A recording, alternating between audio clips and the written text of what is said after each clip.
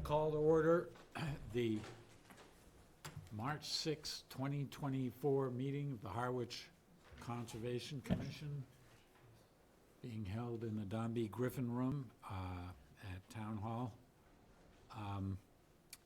This meeting is being held as a hybrid meeting. You can attend in person or participate online by logging in to the GoToMeeting page, and you can find instructions for doing that if you're at home watching this on TV by looking at the agenda, which is posted on the Town of Harwich website. So we're going to start with the Pledge of Allegiance. I pledge allegiance to the flag of the United States of America and to the republic for which it stands, one nation, under God, indivisible, with liberty and justice for all. Thank you.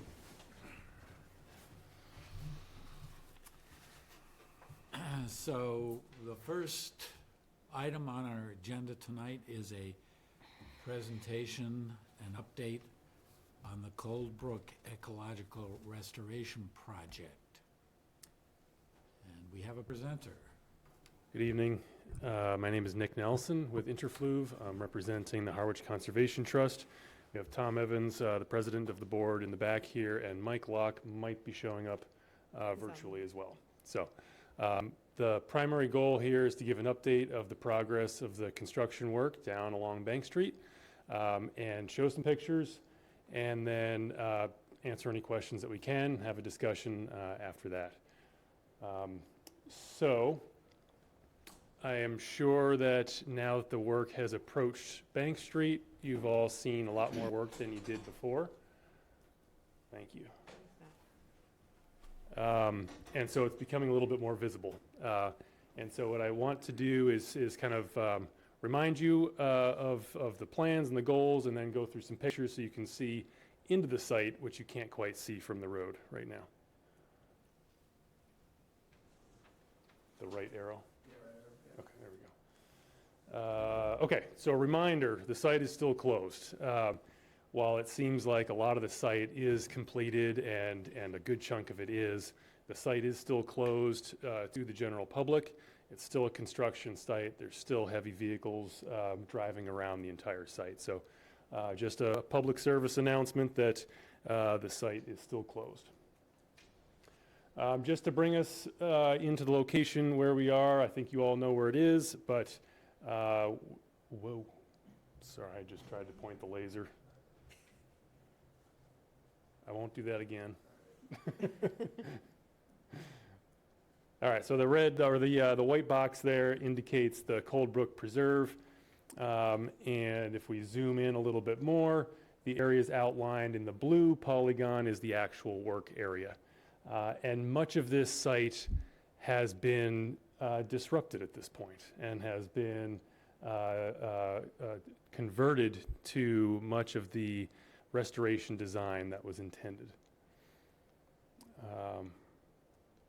Carrying through, okay, so a reminder of our goals, principally nitrogen attenuation, ecosystem restoration and recovery, and a continuation and improvement of the recreational opportunities, including all access trails and bridges across the stream.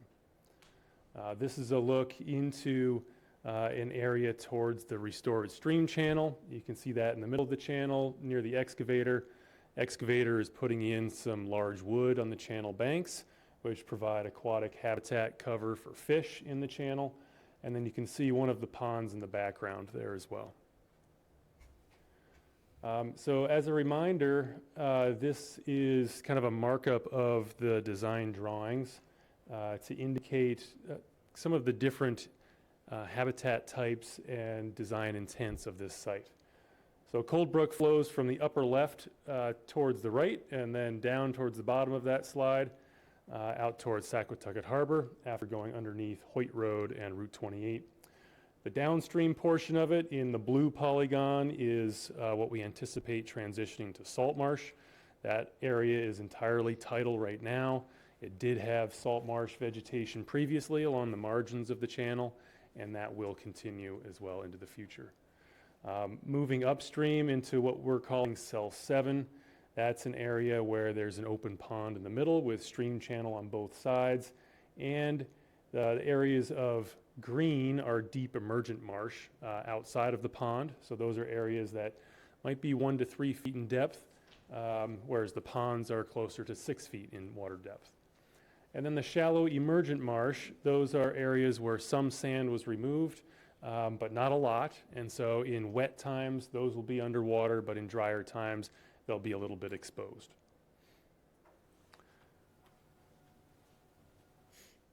So we have had the good fortune of having some drone photography taken of the site on a regular basis. So these allow us to see down on the site and see the conditions a little bit more easily. This is looking into the middle of the site, into the Cell 5, what we're calling Cell 5. Cold Brook flows from the lower left of this photo, from that pond through the small stream channel into the pond towards the upper part of the photo there. And then it curves to the right down into that salt marsh channel and out towards Hoyt Road. What you can't quite see is in the lower right portion of this is where there's a hill being formed from all of this excavation material. So a lot of the sand coming off of the bog is being put into what we're calling a sand reuse area. It's essentially building a hill in an area where, looking at old maps, we think that back in the prior to Cranberry Bog construction, there was historically a hill in that area. Won't be a big hill, but you'll be able to, if a trail is developed up there, you'll be able to be about 10 or 12 feet higher than the surrounding trails around you. Again, this is another image. You can see the sand mounds being built here in the upper right portion of the image to the right of the pond. And you can see a longer stretch of the stream channel at this location. And along that stream channel, as I mentioned earlier, is a lot of large wood for fish habitat and bank stabilization. A lot of the trees that were on the bog surface were removed as part of the disruption of the sand and soil to turn over that soil and expose some of the organic material, and then use those saplings for habitat on the floodplain and also for habitat in the stream channel. This is looking at the edge of one of the ponds. So you can see kind of that gradual transition that you'll have from a shallow marsh around the edges where it is a little bit damp, and then where you see some stumps coming out of the water, that's the deeper marsh where it might be 1 to 3 feet deep. And then further to the left outside of the picture will be the deeper pond area. These shallower areas will vegetate within the first year, so you'll start to see vegetation growing in this water over the next year or so. And then certainly just after this spring, the first growing season, everything that's exposed will start to green up. It looks really raw right now, but all of that organic material that's exposed and the seeds that are exposed, those grow up on their own. This is a close look at some of the large wood installed. Hard to really see some of the details here, but there's multiple layers of logs and root wads that are built along these stream edges that are essentially providing cover for fish underneath. There will be ospreys that will come through here and hunt for fish, and these large wood complexes provide some cover for the fish in the channel. Come on. There we go. That's the same image we saw before, but wanted to just show this one. Construction on cranberry bogs isn't easy for contractors with big, heavy machines like that. We're not accustomed as a conservation commission and a conservation community to see heavy machinery in our wetlands. And so they use mud mats and timber mats to walk out into these really wet, spongy areas so they don't sink in. They can sink in, and they have sunk in the past, and that's a big mess. So they like to stay right on top. So far, they've done a pretty good job of that. They've only had one site dump truck tip over in a ditch, but otherwise they've been okay. This is sort of the installation process of that large wood. The wood that you see in the stream channel is just a really small proportion of the overall wood that's there. The rest of it is buried into the bank so that it doesn't float away when it gets inundated with water. And then the snow provided a really nice visual texture out there. This is the Cell 8 tidal area, and you can see the kind of sweeping, meandering stream channels through this salt marsh area. And you can see where the high tide used to be, right at about the top of bank, and it's moving towards low tide in this image. We have had some really high tides in the last few months with some northerly winds that have pushed the high tides into this area, and that has spread tidal waters out above the that ground surface and across the Cell 8 surface. So we have seen much of that cell inundated. And then this is a look at the former Harbor Masters building, former firehouse. That's our kind of staging area.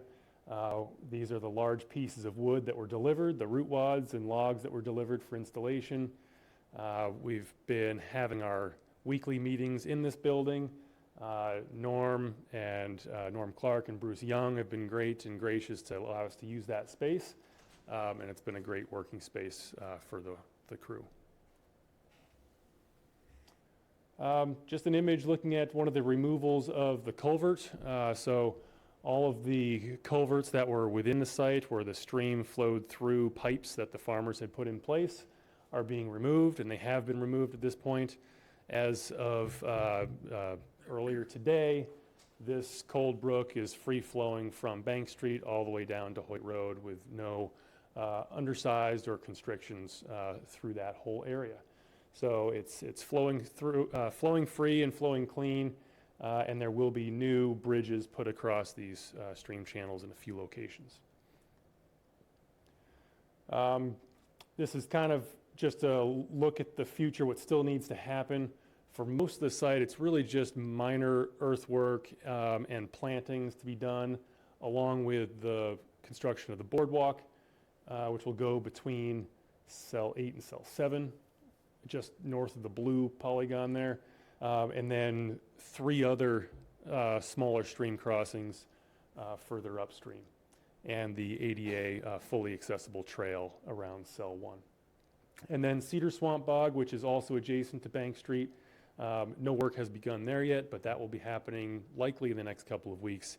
And mostly you'll see some similar work that you saw in the bog cell just next to Bank Street just recently, where the soil is turned over and there'll be additional plantings in the springtime.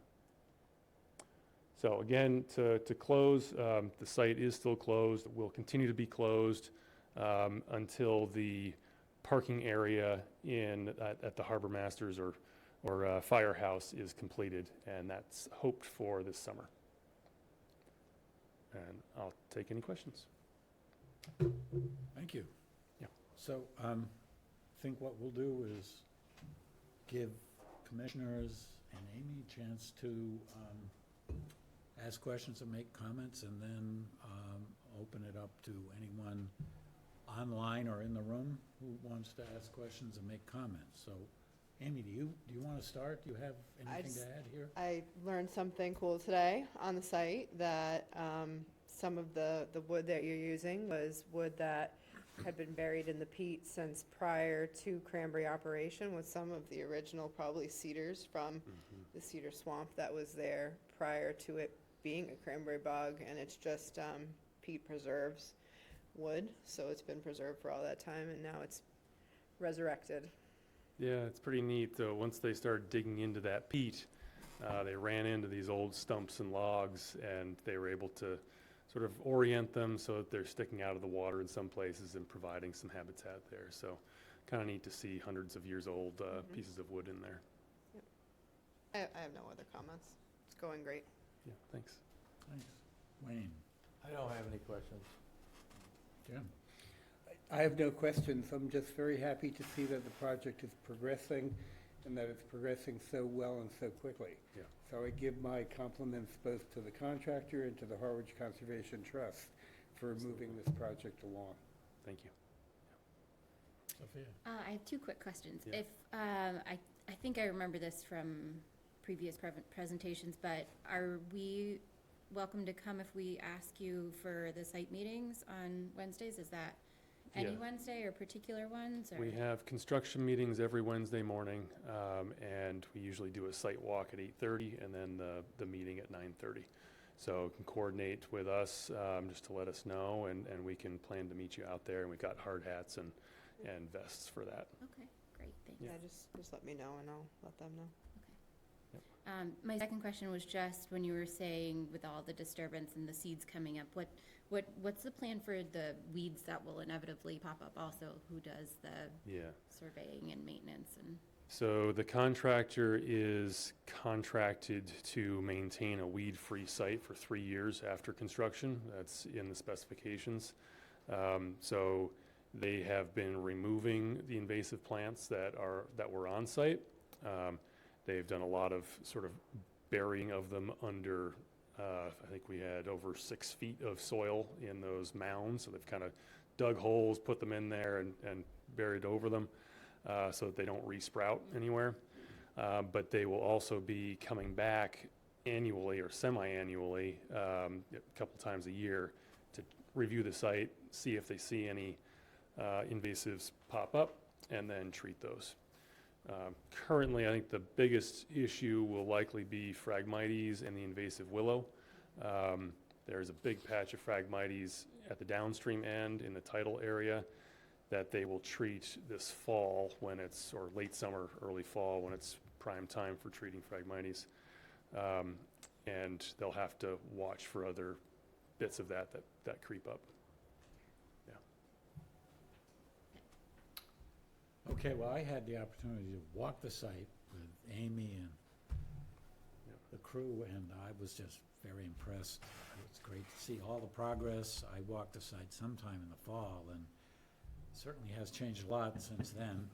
I think there were backhoes down in those ponds digging the soil out last fall when I was there, and it looks great, and honestly, it looks, to me, to my eyes, it looks less lunar than I expected at this stage, so Yeah. I assume it's only going to improve from here. So That's it. You're looks you're great, and seeing an it at enormous its amount most of raw. work has been done. Yeah. I had a question similar to Sophia's, particularly about Phragmites and in the downstream salt marsh area. And I'm not familiar with exactly where the Phragmites you say is or has been there already. Is it in that big area that you labeled as salt marsh? Yes, it's been there for a while. It's an existing patch. There were a couple smaller patches in that cell that they dug out and removed, but there's a big patch in an area that is not part of the active construction, so there was no digging in that area. And so they'll just have to go in and treat that with herbicide when we get to that point. And then follow up. Follow up every year, right? Yep. So after that 3-year period, then it will be up to the owner, Harwich Conservation Trust, to maintain that afterwards. Okay, thank you. Yep. So, do we have questions from the public in the room? Anybody? Thank you. That was great. Anybody online? Mike, you have anything to add? Thanks, Director of the Harwich Conservation Trust. Thank you, Amy and Conservation Department, Conservation Commission, Select Board, and Nick as project manager and his team at Interfluve, Sumco, the eco restoration contractor. Tom Evans, president of the Board of Trustees, there in the room, has been there at every site construction meeting weekly since September.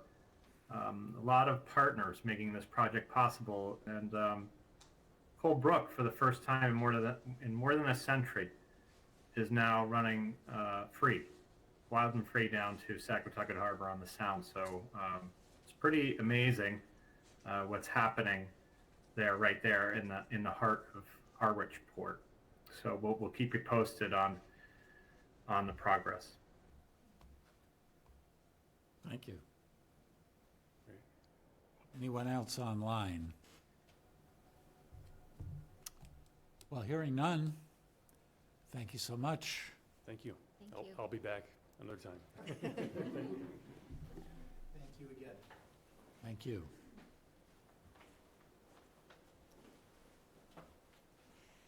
So next on the agenda here is a notice of intent for 435 Route 28, map 13, parcel S1-B2, SE 32-2554 for the relocation of an unpermitted structure. I understand that the applicants have requested a continuance Yes, to they've, March 20th. correct. The engineer could not be present tonight, so they've asked for a continuance to March 20th. Could we have a motion to that effect? Sure. I'll move that we continue the public hearing on the notice of intent for 435 Route 28, map 13, parcel S1-B2, SE 32-2554, to our meeting of March 20th, 2024. I'll second that motion. Discussion? Hearing none, all those in favor? Aye. 4-0.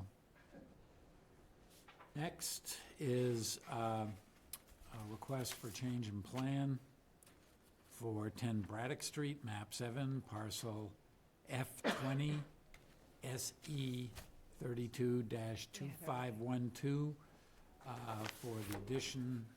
for an addition, septic, hardscaping, and landscaping. Right. Yes, sir. Thank you. My name's Sam Park. I'm the owner of 10 Braddock. My wife's joined me, Elaine. When we originally got it permitted, we were here and we explained some of the things that we did for moving the house back from the dunes and whatever. I'm really here today because we're under construction. A gentleman I know on the street has had a lifelong goal of having my roof on the existing house lowered so he can see the ocean down Braddock Street. So the change we're presenting is really because he's a good friend of mine. And so I told him if I can get it permitted and approved by you before doing it, we would hold up on the construction and redesign that portion of the building. So what we presented basically is reducing the width of the existing house by about 10 feet or so that the existing house is 2 stories tall, and the roof basically blocks the view down Braddock Street towards the ocean. So we went ahead and stopped the construction on that portion. Mostly the rest of the house is already up if you've been down by there.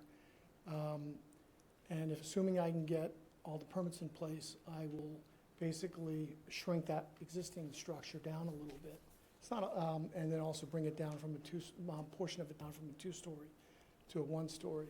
What they've shown you, and maybe it's just a little detail of it, is essentially the existing house, for those who may not be familiar with it, existing here. Sometime when we got our original permits, we had left this portion of the building off the plan. By putting it back in, we'd be taking this portion off so that the view, the 1-story structure, this is 1-story, by the way, the 2 stories over here, and this is 2-story, actually over the whole thing, but it would be cut down to basically just the stairwell up to the 2nd floor. So what it basically does is, what you see in blue is basically what I'd call new area, and what is shown in red is what's being removed. But more importantly, what's being removed is the 2-story section, and it's really, Dan Carroll is a good friend of mine, and he's kind of getting up there in years, and he walks by the house. In fact, his wife's upset that I let him climb the construction site, and he's about, but he's a good friend of both mine and Elaine. So put a little bit of halt. I know we have only until May to actually get all the major earthwork done. So we've kind of paused. It took us a couple of weeks to actually redesign the existing house. And obviously I wanted to make sure Unfortunately, it's a reduction in all the impact areas, especially closest to the 50-foot setback area. So it's less square footage in the impact areas, or in the buffer areas, I'm not sure the right term.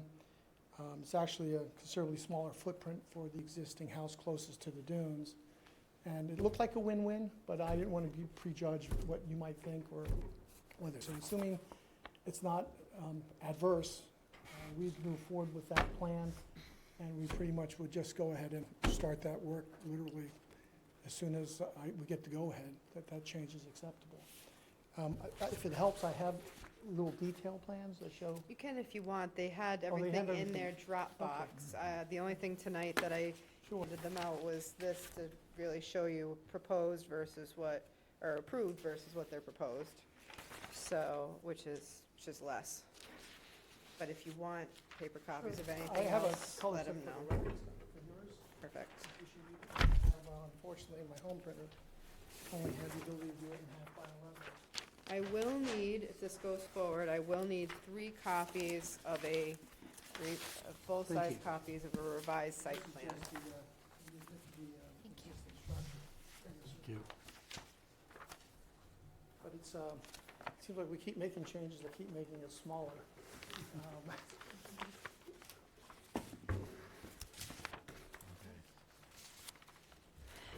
All set? That's really it. So I don't know what I need actually officially to move forward with Yep. the change. So I think officially you and your wife are the nicest applicants that we've ever seen in front of this board of decreasing the size of your house, moving things around, just so, you know, your neighbor can have a view. That's very, very kind. Well, he actually sits in his little porch next to the walkway by the liquor store, and you can see right down the street. Oh, So all he sees is my roof. yeah, well, not anymore, you won't anymore. So as far as what's needed from us, I'm recommending approval of the plan change. It's less than what we had approved in terms of disturbance. So that's why I thought it could be a change in plan. It's essentially in the same location, it's just less. And they're not proposing to shrink their mitigation plan, that planting plan that they're doing. So I would recommend approval of the change in plan, and if this goes forward, Mr. Park, I would need 3 copies of a new site plan, Okay. full-size, from Ryder and Wilcox, Great. that I would recommend approval of the plan change. Sophia? I have no questions. Jim? I have no questions. I have nothing. No, looks pretty simple to me. I have nothing. Looks reasonable to me. So, any comments from the public? Hearing none. Hearing none, I will move that we approve the change of plan for 10 Braddock Street, map 7, parcel F20, SE 32-2512. I'll second that motion. Further discussion? Hearing none. All those in favor? Aye. 4 and 0. Thank Hopefully, we'll you. have you all out there to inspect with, on a sunny, warm day, and we'll all have some burgers. That sounds great. Thank you. Take care. Okay, so, next is a request for an extension permit for an order of conditions. We have several of those. First is Windermere Beach, map 6, parcel T1, SE 32-2069 for beach nourishment. Yes, yes, sir.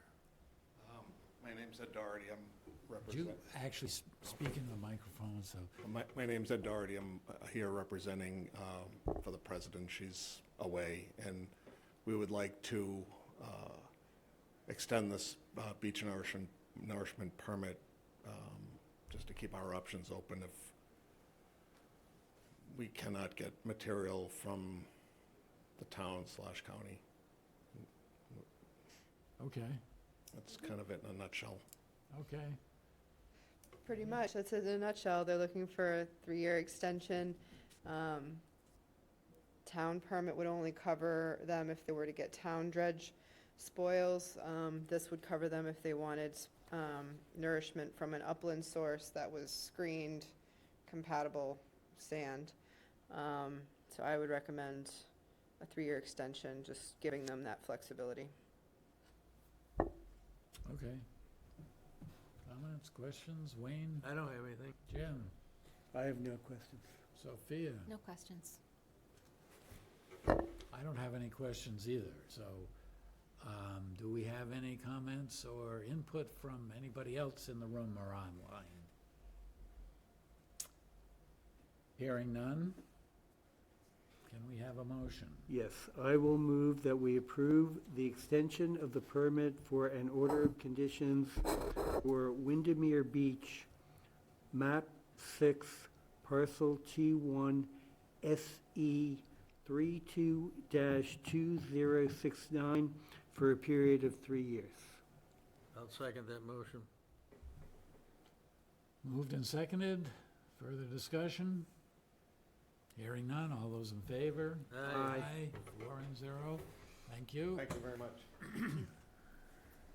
Next is a request for an extension permit for an order of conditions for 17 Bayview Road, map 7, parcel J6-2, SE 32-2442 for invasive species removal and landscaping. Do we have someone here to speak to this? I will. Okay. They asked if they needed to be present. I said I didn't think they did. They're asking for a 1-year extension only. This is their first extension they've asked for, and it's really just for invasive removal and landscaping. So I'd recommend a 1-year extension for 17 Bayview. Okay, comments, anyone? No comment. Wayne, Jim, No comment. Sophia? No comment. No comments. Anyone else in the room or online? Hearing none.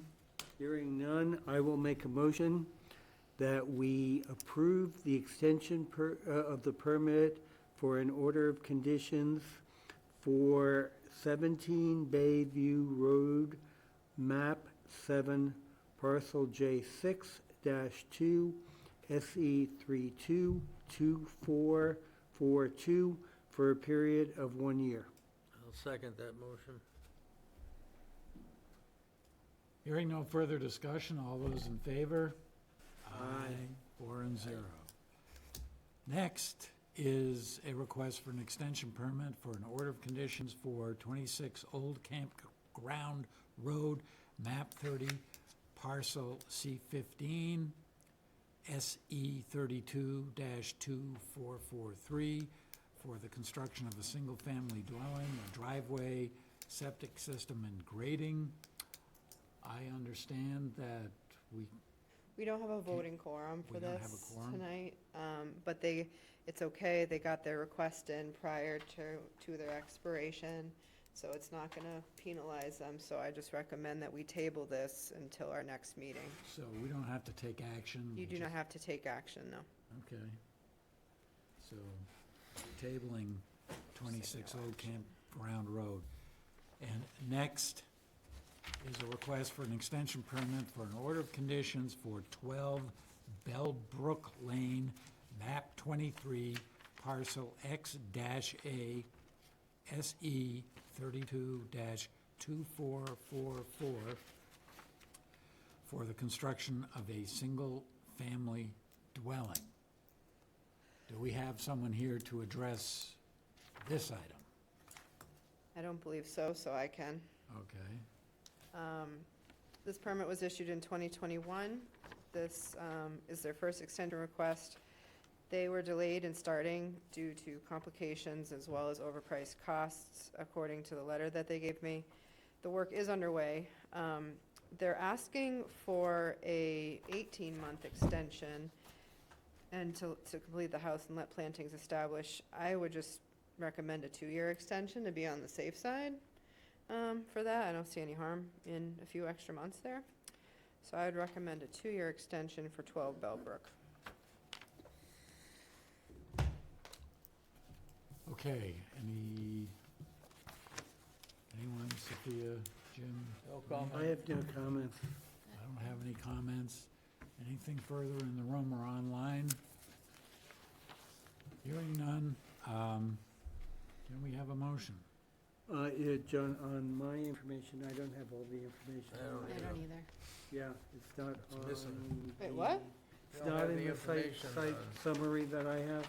It's on It is the, online. Oh, on the agenda that was on. that's weird, but it's not on the summary. It's on mine. Oh, I wonder if it didn't get copied back to forward. I can certainly, if you, we can either take time, or we can, before the next one, I can certainly make you a copy of that page.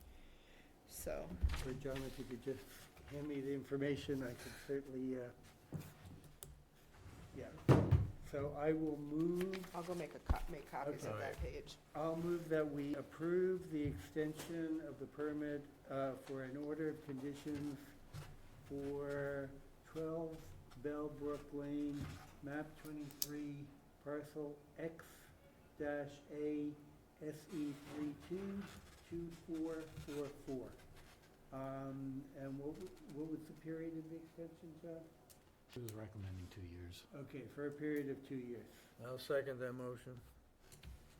Just as further discussion, my understanding is that this is the property right next to John Sinnett's bog there off of Hoyt Road Yeah, that Bellbrook we Lane. approved a year, I forget when exactly, but, okay.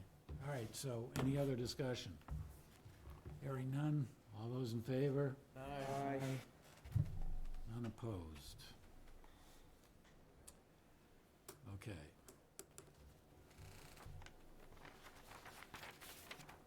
Next, we have a request for a certificate of compliance for 22 Francis Road, map 56, parcel E3-1 SE 32-376 for the construction of a single-family dwelling Thank you. and septic. Yes, sir. Good afternoon, good evening, excuse me. I'm John Cartwright. I'm an attorney in Hyannis. I represent Edmund and Marcy Fuller. We had filed a petition for an order for the certificate of compliance.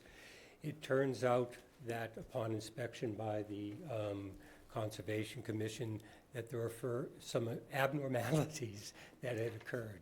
As you can tell from the SE 376 number, this dates back to 1984. The property was given an order of conditions to a Mr. Patotskas, who sold the property in '85 to some people with Wilson, by the name of Wilson, with a house that was on the property at that point.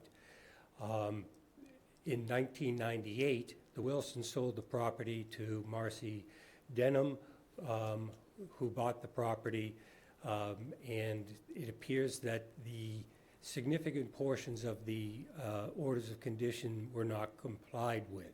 The deck that was on the house that she bought was in excess of the 10 by 12. There was a shed in the backyard. There were several items. The downspouts had not been connected to any dry wells. That was in 1998. And, shortly thereafter, she, being Marcy Denham, married Edmund Fuller, and in 2001 conveyed the property to them.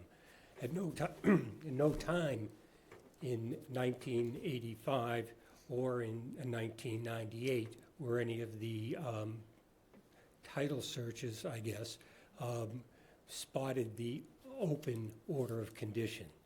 So we have a built house with a extra large deck, downspouts that were not connected to dry wells. So we are unable to get a certificate of compliance. What I'm basically here to ask for tonight is for permission to file an abbreviated after-the-fact notice of intent so that we can correct the issues that have been in place since about 1985 to this board's satisfaction, so the property can be sold. It was listed in under agreement since the end of January of this year. We had an anticipated closing date of early March when the title search for the buyers came up and indicated that the certificate of compliance had never been filed. And so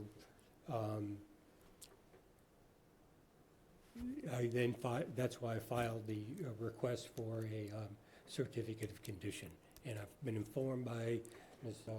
Wasowski and her staff, who have been very helpful, that we need to file a notice of intent. And we're basically trying to find out which avenue, either a full notice of intent or an abbreviated notice of intent, the board is going to request be filed so that we can comply with the requirements of the Conservation Commission here at Harwich. Okay, thank you. Amy?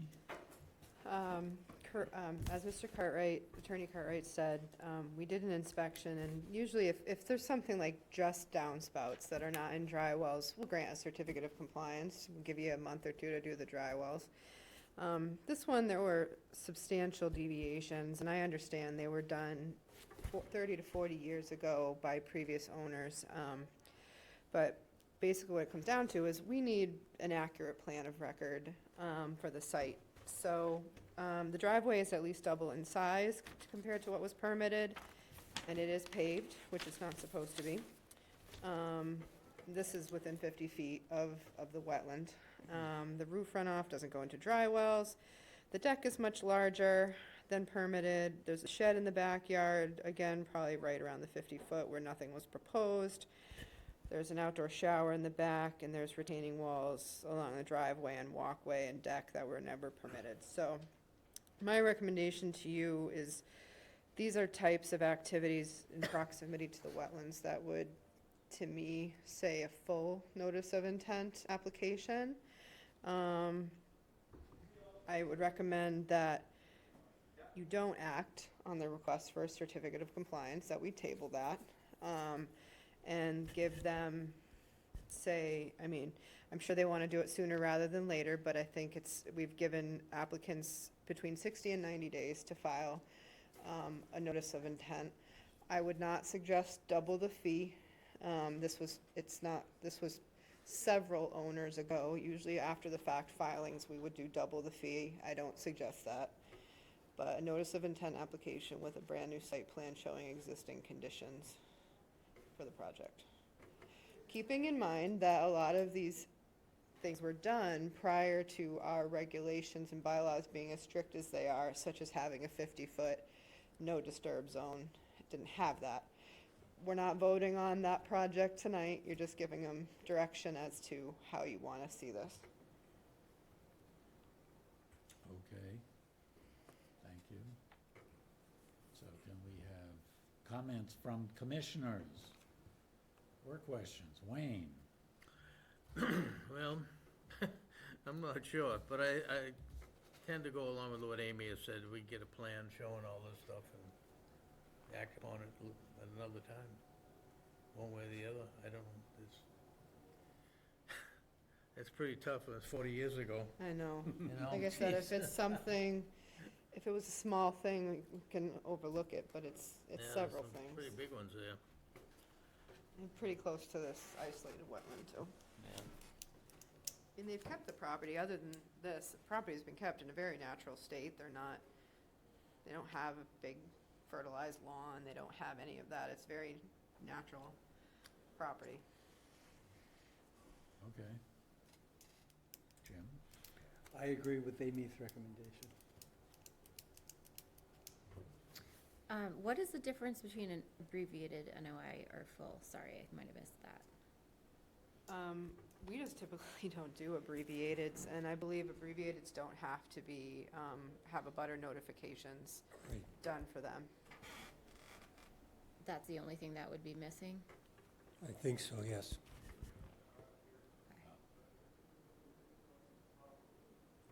But, well, okay. That's it. Yeah, I guess what we would do if we just tabled it and asked for a notice of intent, then we would consider the merits of the notice of intent. Yep. At the time. Correct. We're not here tonight doing that. Yeah. No, I don't see what else we can do. I guess, right, the question is abbreviated, but why would you not notify the abutters? Seems to me, I mean, you're right. I don't make on- the rules from DEP. It's a DEP form, abbreviated notice of intent versus this. But you're asking us whether whether we want you to file an abbreviated notice of, Yes. abbreviated notice of intent or a full notice of intent. It's a little bit less work, a little bit less cost. Shouldn't it be a notice of intent to, because the abutters probably have changed. So, Well, it's the current abutters. It would be the current Yeah. abutters. Right, and what's happening on the property and what might or might not happen on the property under new owners might or might not affect the abutters. So they should, in my view, they should know that this is happening. I would prefer to see that.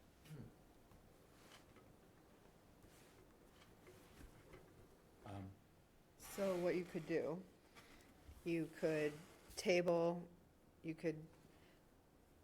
the voting on this request for a certificate of compliance and require that they file an after-the-fact notice of intent, or notice of intent within 90 days. And is that an action that we should vote on? I would say so, to make it official. Okay, once again, I will ask for any comment from the public. Hearing none.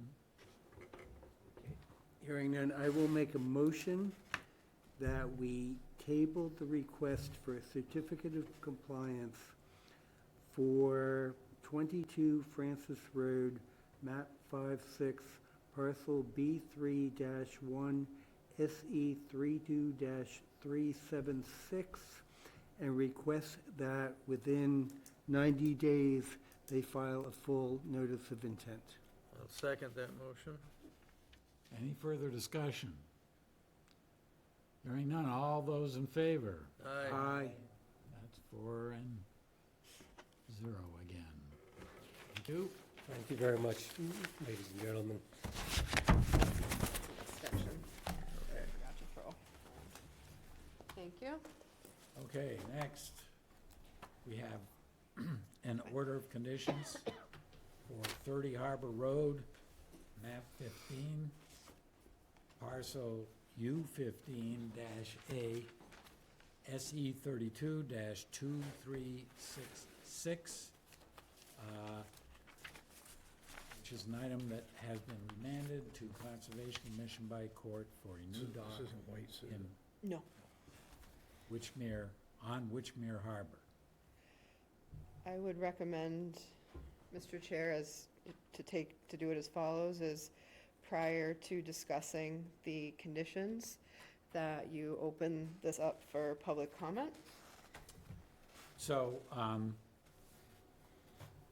we failed to get public comment at the last meeting 2 weeks ago.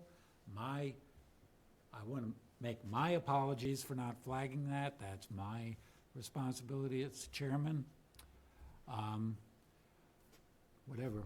There were some technical complications as well, but we still should have done that, and we did not. So we have not closed the hearing, and the public still has an opportunity to ask questions, make comments, be heard. So why don't we go to that right now and see who online or in the room would like to speak? you want to do in the room first, Mr. Chair? Sure, let's try in the room. I'd like to speak. Please come Go up to forward the and state your microphone. name into the microphone and then speak.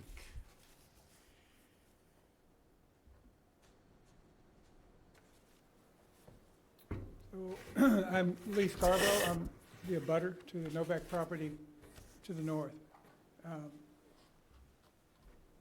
I'd like to support the comments made at the last meeting by Brad Chase. I thought they were well thought out and very appropriate. I'd like to say that this is one of the last natural shorelines around Witchmere Harbor. We have quite a bird population that gathers there. We have snowy egrets, and we have a particular blue heron who comes every year. He's often there. I don't see him anywhere else. And the stretch is just long enough there that he'll come and feed. So it's, you know, it's a natural bird habitat. And my reading of the bylaws says that one of the purposes of the Chapter 13 Wetlands Protection Act is protection of wildlife habitat. So putting man-made structures on natural shoreline used by bird life does not seem to me to be protecting natural habitat. Little by little over the years, we have allowed more and more encroachments around the edge of Witchmere Harbor.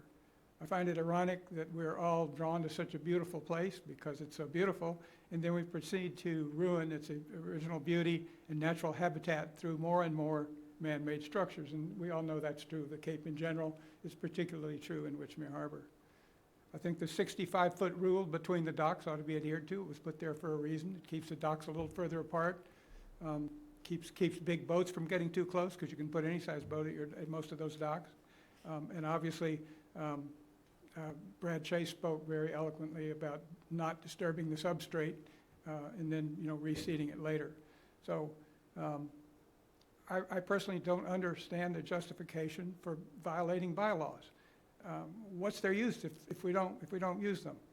And just because it's done once doesn't mean it's okay to do it again and again. So I would hope that the commission, and I know you don't have a quorum tonight, but I would like to see the commission take a revote on this project. We do have a quorum tonight. Oh, you do? Oh, I thought you had 6. No. Oh, I thought you said you didn't have a quorum. We did for one particular hearing that, Oh, okay, sorry. okay. Yeah. So, and I know Mr. Van Buren on the other side means to speak. Is he there or? He'll have to be recognized by the chairman. Yeah, anyway, we spoke earlier, he was going to speak. I don't know if he's up there or not, I can't tell. Thank you. Thank you. Thank you. So, Mr. Van Buren, would you like to speak? Yes, I would. I just wanted to second both I'm the. sorry, could you just state your name clearly so we have that on the record first? Yeah, I hope you can hear me. Just, I want to, second what Lee just said, and likely, I thought Brad Chase did an eloquent job. Is Brad in the room tonight? I can't tell. Brad is not here this evening, no. Oh, well, that's too bad. Anyhow, I did think he kind of walked us through all the problems of dredging and putting in docks and having large hulls that, scar the bottom, as well as the props and the churn of the props that dig up the substrate as they enter and exit the different dock. And it is, if the harbor has gotten overcrowded and overused, and a lot of its charm has been diminished, and I guess anything to keep it somewhat in its more natural state would be desirable from my vantage point. So I just want to double down on what Lee was saying and what Brad said, and commend them for their, being willing to speak out and advocate for the environment. And that's all. Okay, thank you. And, if a revote's possible at some time, I feel should have the full complement of people that voted before. But if a vote is possible, since we weren't able to weigh in the last time. Not that it will change, I just feel that as a matter of sort of point of order, there would be a better procedure. Thank you. Thank you. Do you have something further to say, Amy? Should we? Sure. So in order really to revote, there should be new information or information provided that is different, essentially, for the commission to consider, which might make commissioners reconsider the way that they did vote. If there's not new information, I would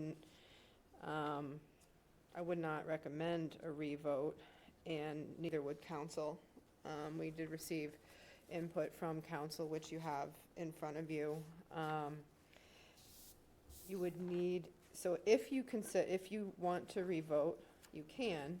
However, the vote tonight would be, you have to have a majority vote of those here tonight to vote to reconsider this, and it would have to go on the next agenda. However, because the original vote was 13 days ago, because it was a Thursday, we have to issue a decision within 21 days of an approval or denial of a project. Technically, we haven't closed the hearing, so we time 21 days normally after we close a hearing, but there is case law that 21 days would be 21 days from the date that you originally voted, meaning if we were to vote to reconsider tonight, simply to reconsider and put it on another agenda, you'd have to meet before your next meeting. Again, not a big issue, but you need to know that, and we would need to schedule a meeting for early next week to be on the safe side, to make sure that we don't, that if there is an appeal either way, that we are cognizant of the timeframes that we are working within. So I understand and respect the comments that were made by both Mr. Scarborough and Mr. Van Buren. It was a very difficult recommendation for me to have for you, but I do stand by my recommendation, and that's until we get to the point where we talk about the draft conditions. That's all I have for you. Okay, well, I'd like to hear what commissioners have to say. Let's start with you, Sophia. I'll just echo Amy and thank you both for speaking, and echo that it wasn't an easy vote to make either, and but that's all. Jim? Okay, well, I mean, to some extent, I'm echoing some of what Amy said. But I think if there was to be a vote on reconsidering our previous vote, it has to be clearly based on new information that has been provided to us following the past vote of 2 weeks ago or 14 days ago. I also feel, and I think here's where I may differ a little bit from Amy, is that on tonight's agenda, all that was on the agenda was the order of conditions. Mm-hmm. So my feeling is all we can act on tonight is the order of conditions. Now, if there is a desire to consider a vote of reconsideration of this, that would have to be at a separate meeting, and that would have to be posted. But I think it's my opinion that all we can act on tonight is the order of conditions. And that's my comments. Okay. Wayne? I don't see any reason to revote this. It was passed the last time, and that's it. Okay. I don't have anything to say about this part at all. I don't care to comment.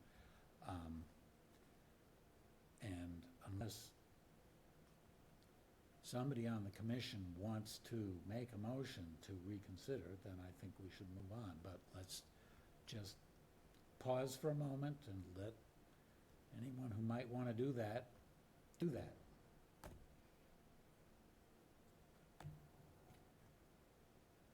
Hearing nothing, let's move on to considering the order of conditions. So the order of conditions I printed out and are in front of you. They also were in Dropbox. It's having issues with Microsoft Word, but spacing's off, but the language is there. So, Mr. Chair, as we have people, who are very interested in this project, this is not something we typically do, is read through the special conditions. But I know I'll get the questions as well, after, about what those conditions were, if I don't specifically go through it. So would you mind if I went through the special conditions Not at for all. the public? Okay. Please proceed. So the special conditions for this project would be as follows and are very similar to other projects that we have approved of this type, meaning a new dock. One, there shall be an on-site pre-construction meeting between the contractor's engineer and conservation administrator, arranged by the contractors or engineer with the administrator at least 1 week prior to proposed start of work. Access for this project will be from the applicant's driveway and upland area to the waterfront. Staging for the project will be in the driveway or in a barge on the harbor. Of course, that would also have to be coordinated with the harbor master. Site is to be cleaned daily of loose debris. Any activities requiring a barge are restricted to 2 hours before and 2 hours after high tide to prevent barge grounding in MAP shellfish habitat. No in-water silt-producing activities shall take place between January 15th and May 31st of any year to protect winter flounder and their spawning habitat. There shall be no dredging within 25 feet of the salt marsh, and again, the barge shall not be aground at low water. Number 6, the ramp and float shall be removed from the water annually by December 1st. In the off-season, they are to be stored outside the 50-foot buffer zone to the top of the coastal bank and not on any native vegetation. 7, seeding of shellfish in the dredge footprint in and around the dock shall be completed the same or next applicable seeding season after dredging and construction of the dock under the advisement of the Harwich Natural Resource Director.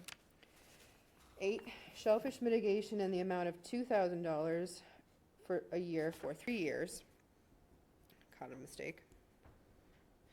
So it's good.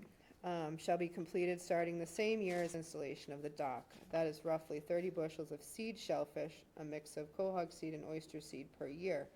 The owner may elect to have a professional do it themselves with the guidance of the Natural Resource Director of the town, or may pay that amount into the Harwich Shellfish Fund, and that money will go directly towards seeding additional shellfish in appropriate locations of Witchmere Harbor. 9, an as-built site plan stamped by an engineer and/or surveyor is required when requesting a certificate of compliance. The as-built is to include the native plantings on the bank as well as the marsh plantings. 10, a shellfish survey shall be completed each year for 3 years immediately following installation of the dock during the summer months. A report of the findings shall be submitted to the Conservation Commission. 11, a monitoring report shall be supplied annually for 3 years by September 1st, detailing the status and viability of the plantings, including the salt marsh. It shall document with photos the condition of the marsh, both under and around the dock, as well as the newly planted areas of marsh as well as upland.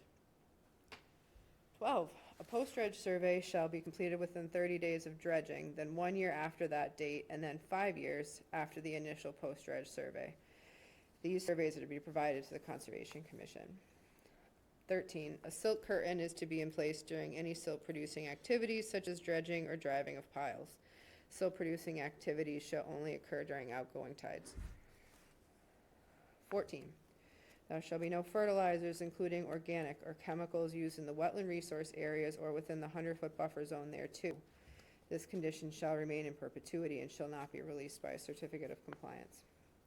15, mitigation plantings are to be installed the same or next growing season as completion of construction of the dock. They are to achieve a 90% survival rate after 2 years prior to requesting a certificate of compliance. 16, temporary above-ground drip irrigation is permitted for 2 years to help establish the mitigation plantings, then shall be removed unless permitted by the conservation administrator. 17, any lawn area disturbed by the project that is not to be mitigation planting in the 100-foot buffer zone shall be restored and composed of a native grass seed mix that is approved by the conservation administrator. No turf or sod is permitted. This condition shall remain in perpetuity and shall not be released by a certificate of compliance. 18, there is no mulch allowed in the mitigation planting areas. 19, if any company other than Blue Flax Design is to carry out the planting plan, they are to be approved by the conservation administrator by proving they are capable of carrying out the plan as approved. 20, prior to commencement of activity, the project proponent must apply for and complete the Chapter 91 licensing process. 21, construction of the pier is to be accomplished by working from and upon completed portions of the pier. No heavy construction equipment, vehicles, or barges are permitted on the tidal flat or salt marsh during construction. 22, dredging shall be completed from a barge in at least 2 feet of water. The barge shall never go aground. 23, the decking on the dock shall be graded through flow or similar as approved by the conservation administrator. And 24, I wanted to add, the vessel on the dock shall not be aground at low water.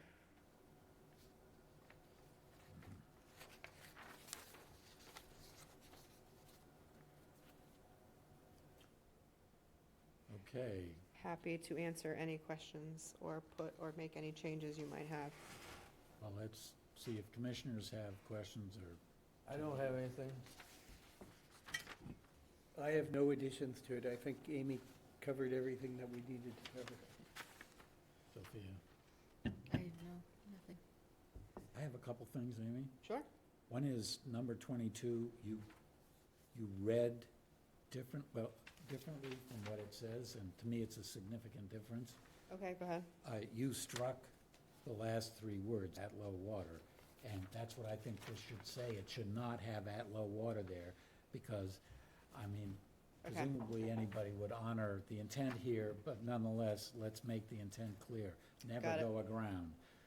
Okay, I have a comment about fertilizer too. Yep. Which is, I'm aware that there are landscapers who are suggesting it's a good idea to apply soil amendments to people's lawns, which are described as a composting, but they actually are fairly high nitrogen.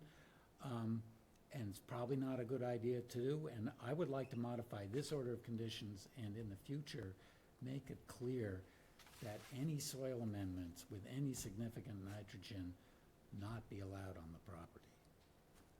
I think we can have that discussion, either Okay. now, it's a bigger discussion, but if you're gonna say significant nitrogen, I'd want Yeah, I that know. somehow defined what that is, and I'm not an expert in that. We may have another person who might know a little bit more about soil amending. But, Is she frowning?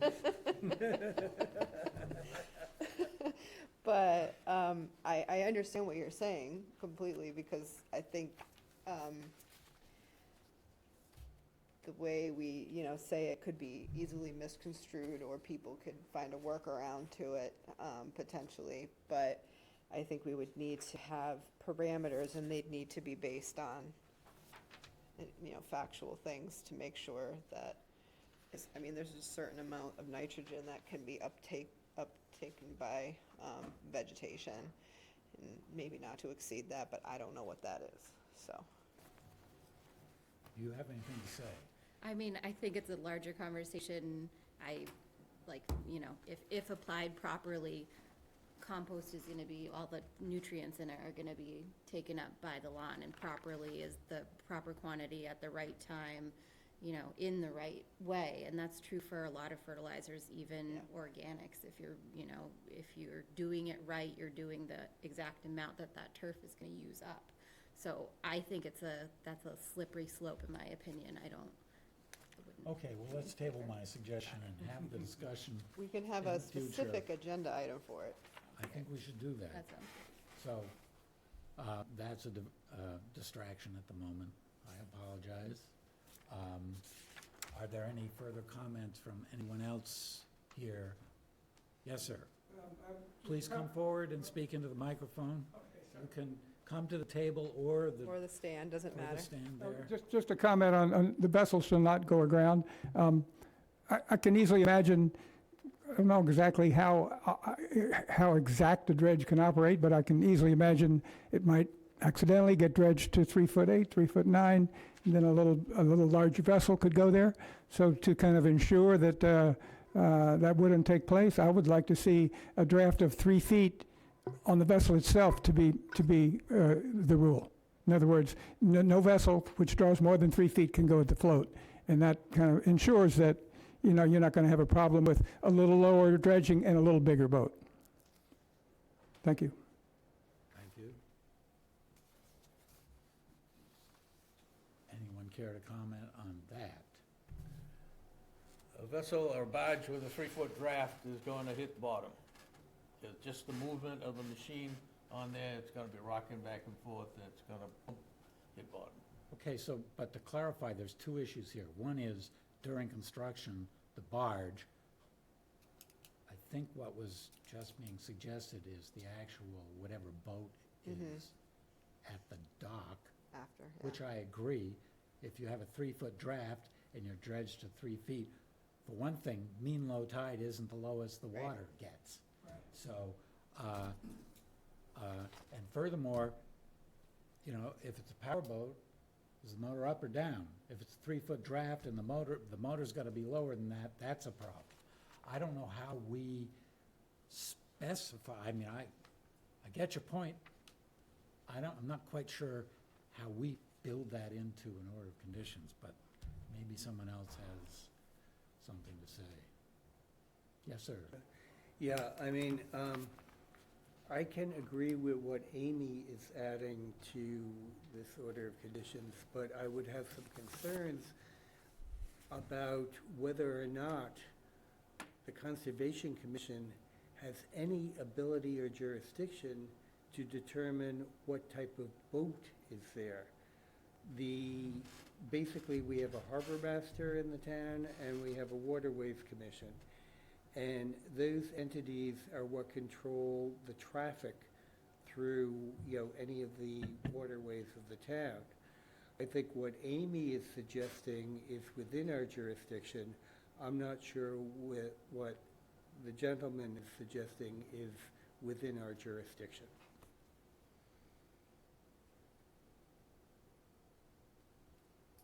Mark? If I may, I think I can help you guys with that. Mark Burgess, Shorefront Consulting. One of the letters that was included in the remand filing was the minutes from the Waterways hearing. And for the first time ever, Waterways suggested to put a limit of the beam of the boat to 10 feet. Now, that's not something the commission can necessarily regulate, but the harbor master, and for Mr. Scarborough, does have discretionary jurisdiction. If a site is overused or somebody puts a really big boat there, he's got some discretionary authority to take care of it. I don't think it's within the commission's jurisdiction because we don't have regulations regarding boat depths or drafts. The Barnstable's regulations are very specific. They're very well written in regards to that, but we don't have that here. My point is that the harbor master kind of already took care of that by in their letter of the minutes suggesting a maximum beam of 10 feet. And I don't know about you, but unless it's a differently, a 10-foot beam doesn't draw that much. So I think you're covered, and the harbor master has the discretionary authority to enforce that, I believe. So if that helps. So, just a moment, I have a question for Mark here, and, so this was, I thought you said it was suggested in that meeting, but this is something they voted on and is now an enforceable provision? Is that the claim that you're making? The minutes here, What dates are the minutes, Mark? they're included in my letter that we submitted Okay. for the remand. It's a one letter. All right. The minutes of October 21st of 2020. This was for the design affectionately referred to as design number 7, which is what was before you. So item 3 on new business says proposed pier ramp and float, 30 Harbor Road, parentheses, Novak. Mark Burgess, Chauffeur Consulting. A promotion was made by Joe Johnson to accept the proposed plan with the condition of a 10-foot beam limit on any boat that would be at that dock. Seconded by Tom. All members were unanimous.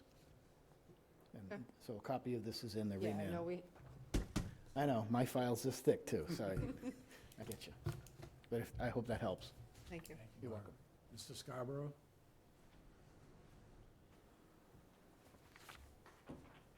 Well, I can't say if it's within your jurisdiction, but I can say that the draft of any boat is determinable because boats are produced by companies and their specs. So you can say this is a so-and-so and this thing draws 3 foot 2 inches. Okay, so that's pretty easy to do. Number two, your points are about mean low water is not the lowest possible tide. So if you have a boat drawing 3 feet and mean low water doesn't give you the 3 feet, and then you get a little bit of wave in the harbor. We don't get much, but we get a little bit, right? Then that boat's on the bottom. So what am I to do next door? I can look next door and I say, oh, his boat's sitting the bottom. Harbor master, come over and get rid of the boat. This doesn't leave me or Mr. Novak in a good position. That's not very clear. That's not going to work. Now, if you had a 2-foot draft, he's probably not going to hit. But a 2-foot draft, they're out there. They're pretty narrow. And finally, it's actually not true that a 10-foot beam necessarily doesn't draw much. A 10-foot beam could draw a whole lot. I mean, boats are all different configurations. There are all sorts of depths of power boats, sailboats, right? So the beam really doesn't determine the depth of the boat in any manner. Thank you. Thank you. I do have another question. Please.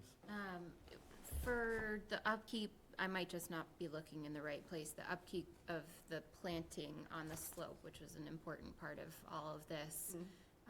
Are those specifications anywhere? Like, are we covered for the next Cannon incident or, you know? I can make it very clear that they're not to be removed I or think that would be pruned. wise.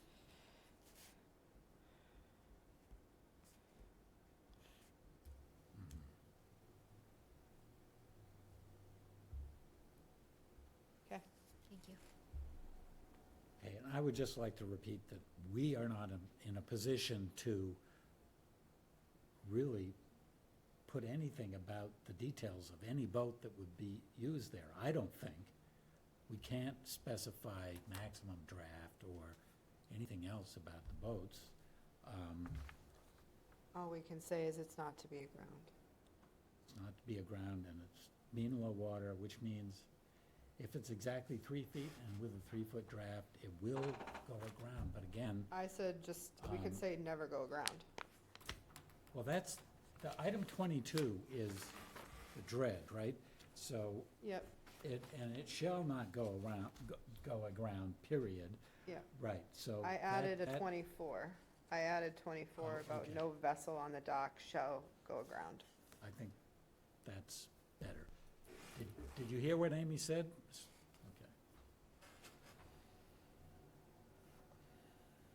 Okay. Okay, do we have any further discussion?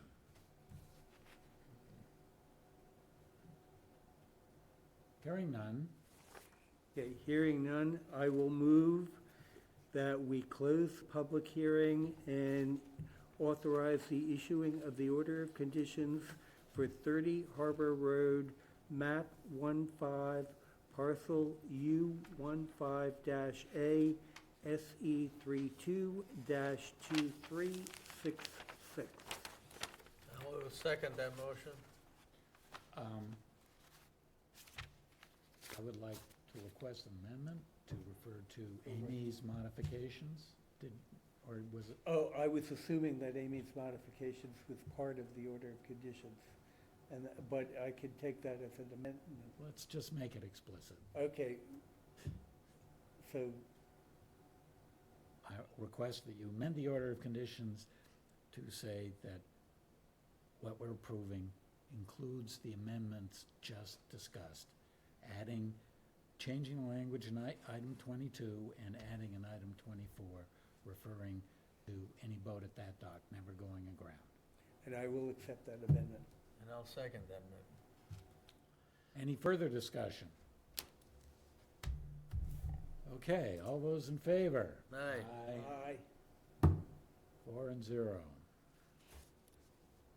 I don't have a folder for this project. I have an entire binder, so this is the signature page for All it. right. Okay. Thank you. Thanks. Hope you had a good time. Not from this, sorry. Sorry, that was probably not appropriate. No worries. Just mail to me is fine, Okay. but I don't have to pick it up. You don't want to pick it up? Okay, we'll mail If you need me to sign for it, then I'm No. happy to come and get it. No. Okay, Mail to Mark. Okay, thank you. Thank you. thank you. Thank you. Thank you, everybody. Thank you, Mr. Scarborough. Good night, thank you. So, next we have an order of conditions for, shall we take the 2, 4, and 5 together? They're the same. So we have orders of conditions for 4 Cottage Ave, map 6, parcel G1-5-2, SE 32-2548 for replacing an existing marine bulkhead with a stone revetment and relocation of coastal access stairs, and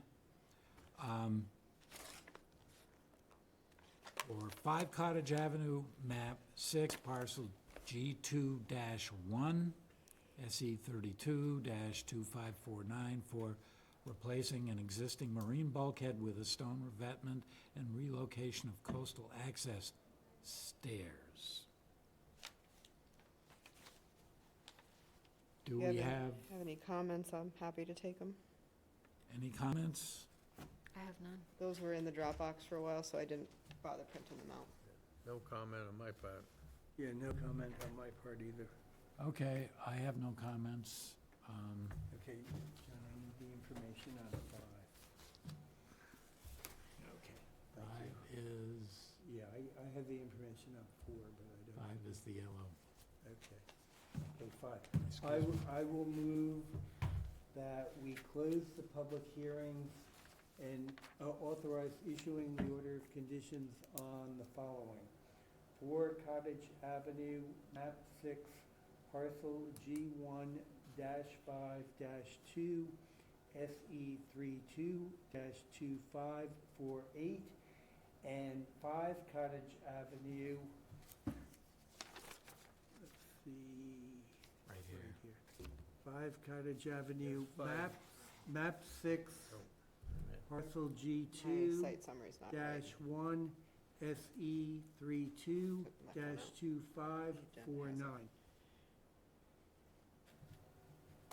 Do we have a second? Oh, second. Sorry.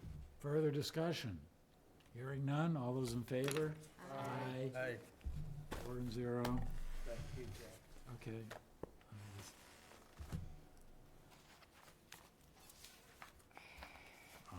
There's a second sheet there.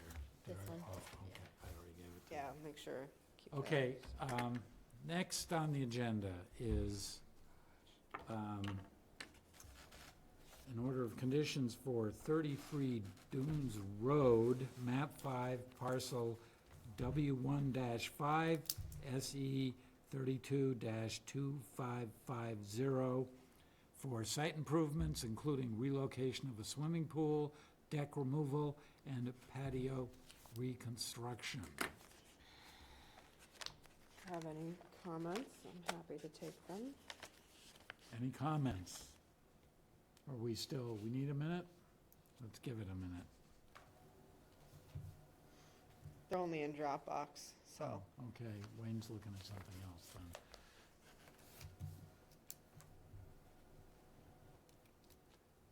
All right. Hearing no comments, can we have a motion? Sure. I will move that we close the public hearing and authorize issuing of the order of conditions for 33 Dunes Road, map 5, parcel W1-5, SE32-2550. I'll second the motion. Further discussion? Hearing none, all those in favor? Aye. Aye. None opposed. Next, we have an order of conditions for 74 Depot Road, map 44, parcel P2, SE 32-2551, to raise and replace a single-family dwelling and install a new septic system.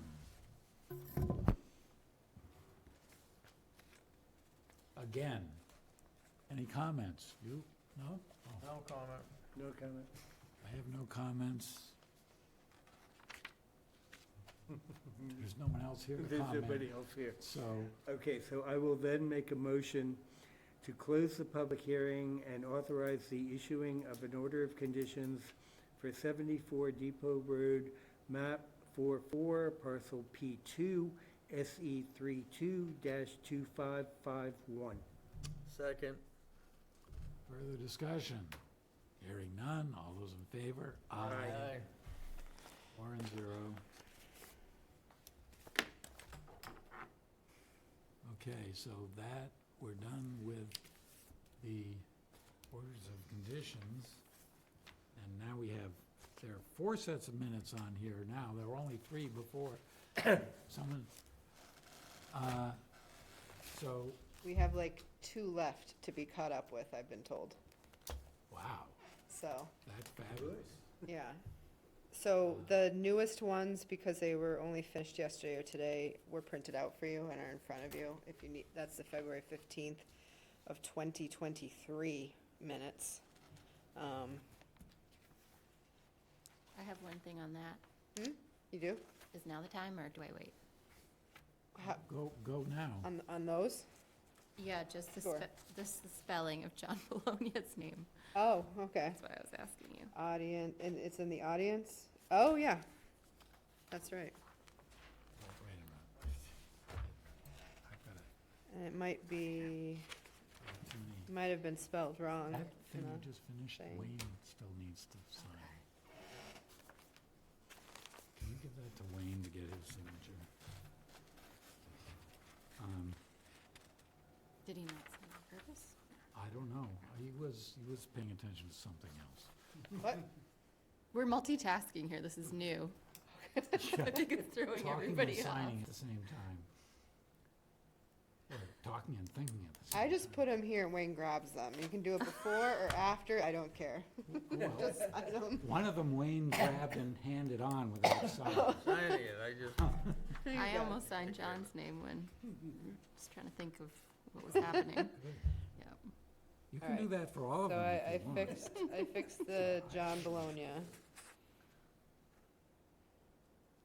This is, February 15th, 23, that's the one you were? Yeah. and Round what was it, Cove. your- Just the spelling of okay. somebody's name from Coastal.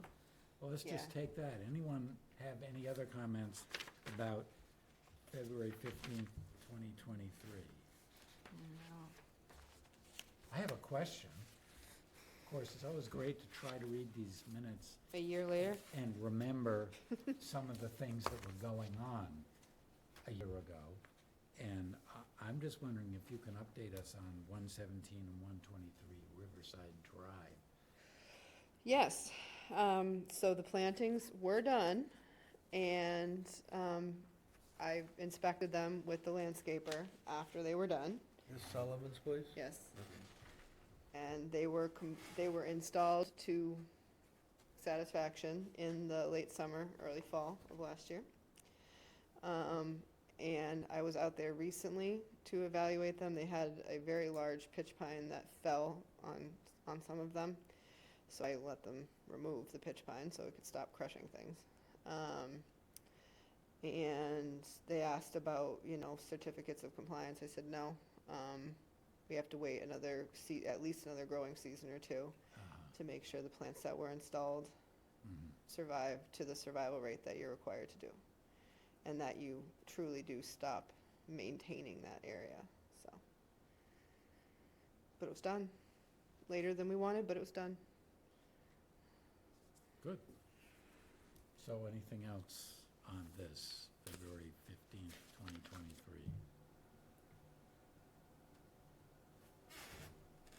Okay, I move that we approve the minutes for February 15th, 2023. I'll second that. Any other discussion? Hearing none, all those in favor? Aye.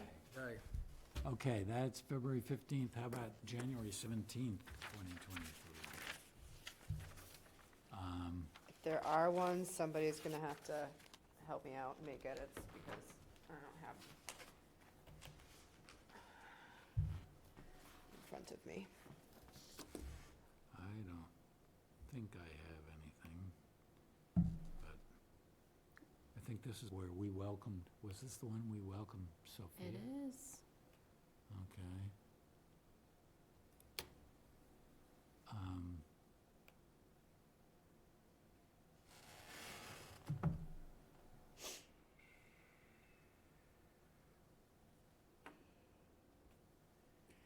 Okay,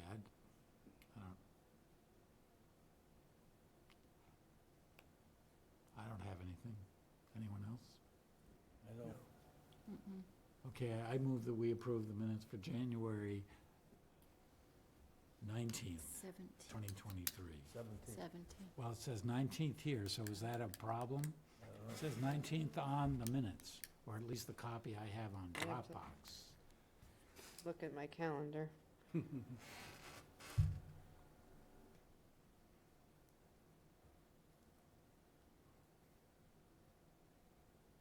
Should I delete my calendar? Oh, Lord. Okay.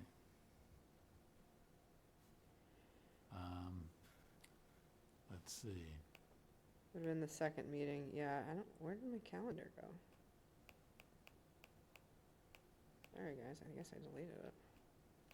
I'm looking Reinstall on my my, calendar, yeah, if you have the web, internet. oh, there we go. What would have, Oh, it's the 19th of Thursday. According to my calendar, January 19th, 2023, we had a Conservation Commission, which is a Thursday. all right, so 19. But that's what the copy of the minutes say. Okay, let's go with that.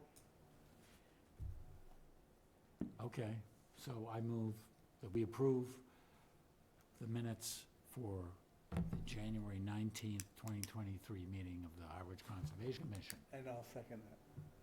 Further discussion? Hearing none, all those in favor? Aye. 4-0. Okay, so we have 2-7 and 2-22.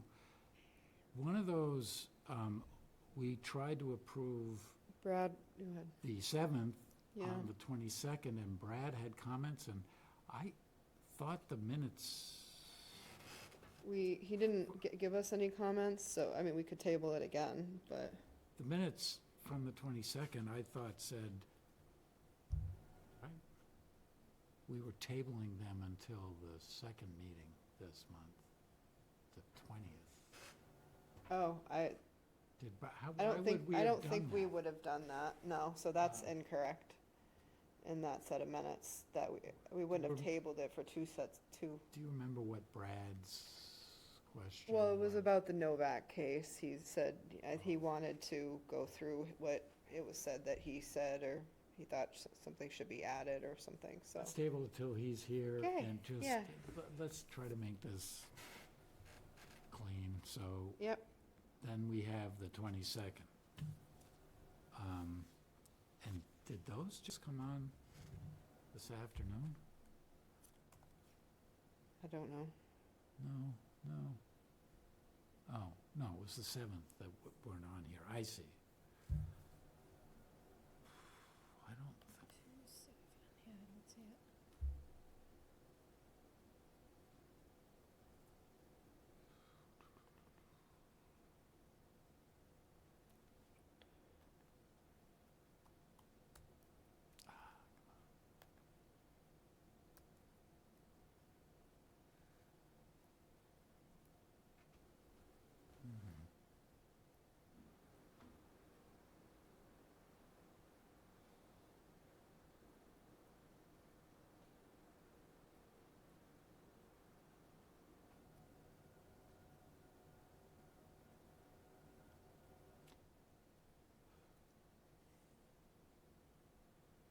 oh, I actually have questions about what happened there. One is, did you get back with Kathy Green about?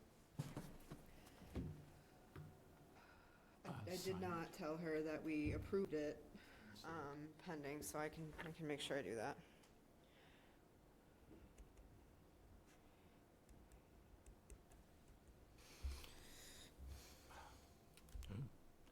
Okay, I don't have anything else. Anybody else have any? No, I don't. Yeah. Okay. I move that we approve the minutes for February 22nd, 2024. I'll second. Further discussion? Hearing none. All those in favor? Aye. 4 and 0. Okay. What else do we, excuse me, water dependent structures bylaw. The commission had wanted to have a discussion, and I don't know if it's one for tonight or not, because I know Brad was very interested in the discussion on this. The requirement of 3 feet of depth at mean low water, and basically just, and then I put the bylaw, what the bylaw says there. So I have not had a chance to pull the minutes prior to the town meeting for that, where I know we had discussion about whether to include words such as without dredging or not in there.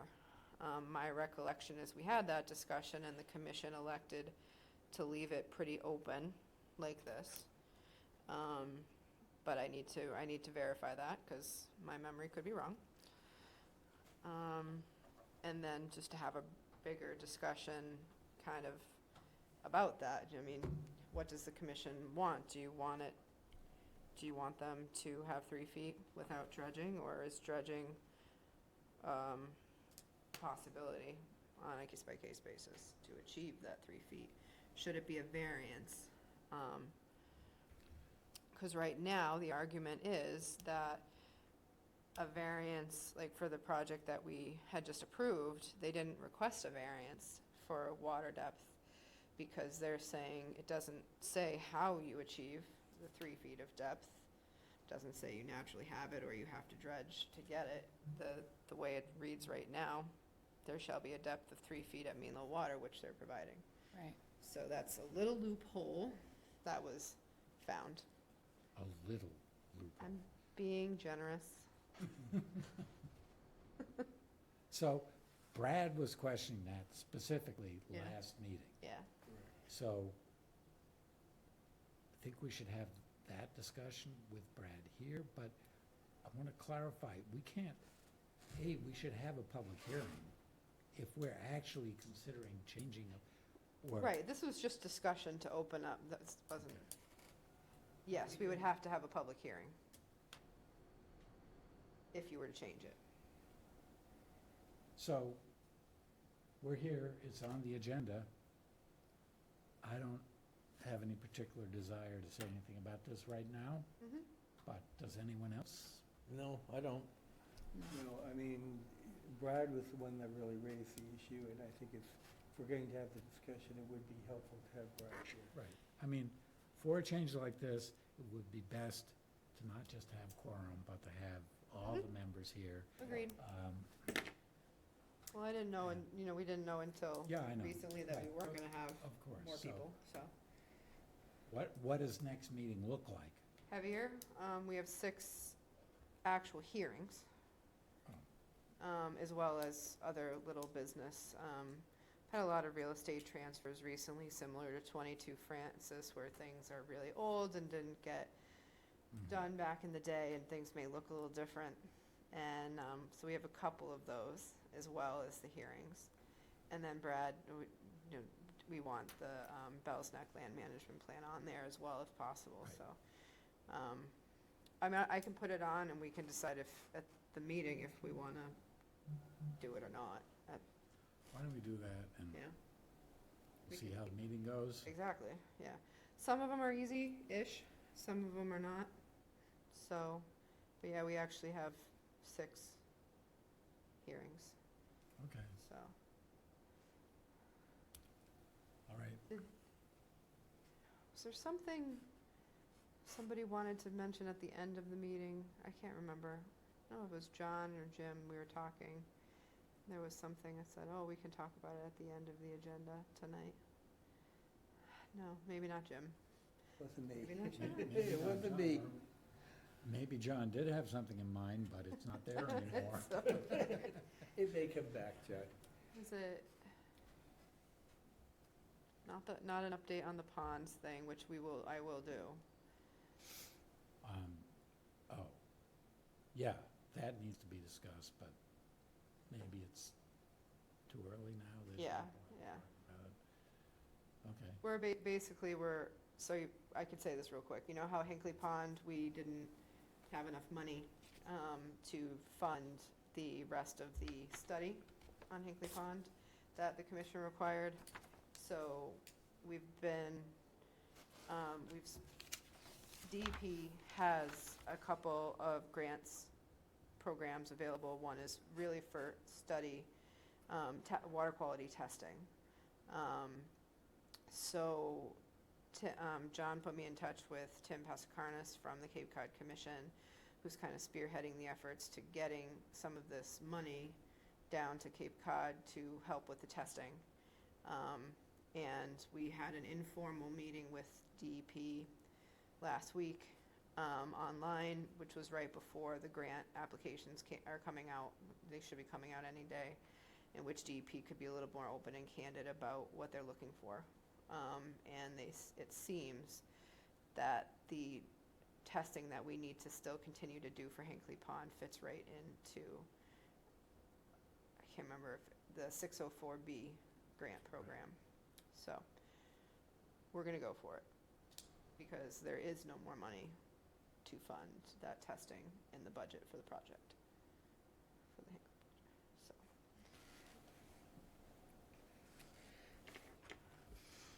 okay. Okay. Anybody have anything else? Okay, I'll make a motion to adjourn this meeting on March second that 6th.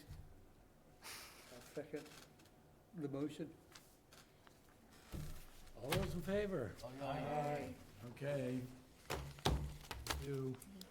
Should have some permits and then a single page over